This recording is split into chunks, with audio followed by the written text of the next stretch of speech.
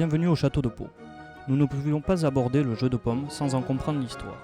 Paul Mironneau, conservateur en chef du château de Pau, a accepté de nous exposer le lien étroit entre cette discipline et la capitale béarnaise.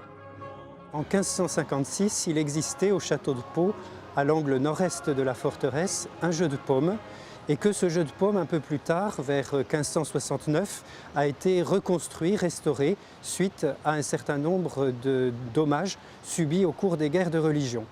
On sait qu'Henri IV était lui-même un grand passionné de ce jeu, et que, par exemple, avec le duc de Montmorency, il partageait non seulement des ballets équestres, non seulement des chasses aux loups, mais aussi des parties de jeux de paume.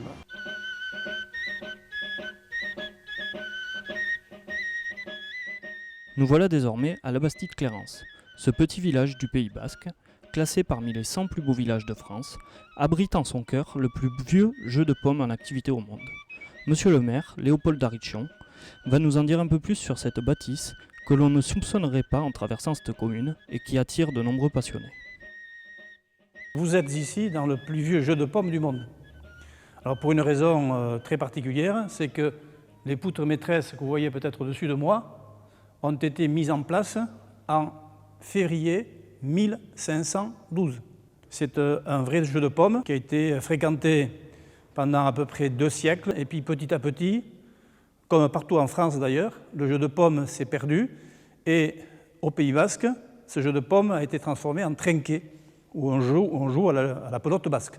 La notoriété du jeu de paume a fait déjà le tour de la Terre. Et nous voyons arriver ici des gens un peu du monde entier pour voir ce qu'est le plus vieux jeu de paume du monde.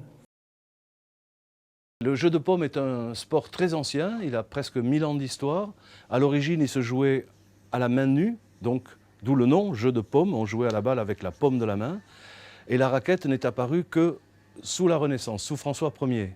Il y a eu plusieurs inventions qui ont émaillé l'histoire de notre sport. D'abord, pour se protéger la main, les gens ont commencé à jouer avec un gant, puis ils ont mis des cordes à ce gant, puis ils ont joué avec des battoirs, jusqu'à ce que la raquette soit inventée en 1506. La courte paume a toujours été très en vogue ici dans le sud de la France, parce que la Navarre était émaillée de jeux de paume. De Pampelune à Bordeaux, il y a pratiquement un jeu de paume dans chaque village et dans chaque ville, et plusieurs dans chaque ville. Avec l'ancienneté de ce sport, il y a des expressions typiques du jeu de paume qui sont rentrées dans le langage courant.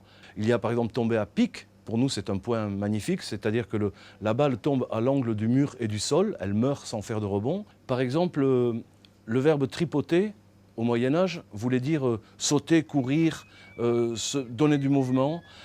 Et donc, on a appelé les jeux de paume des tripots.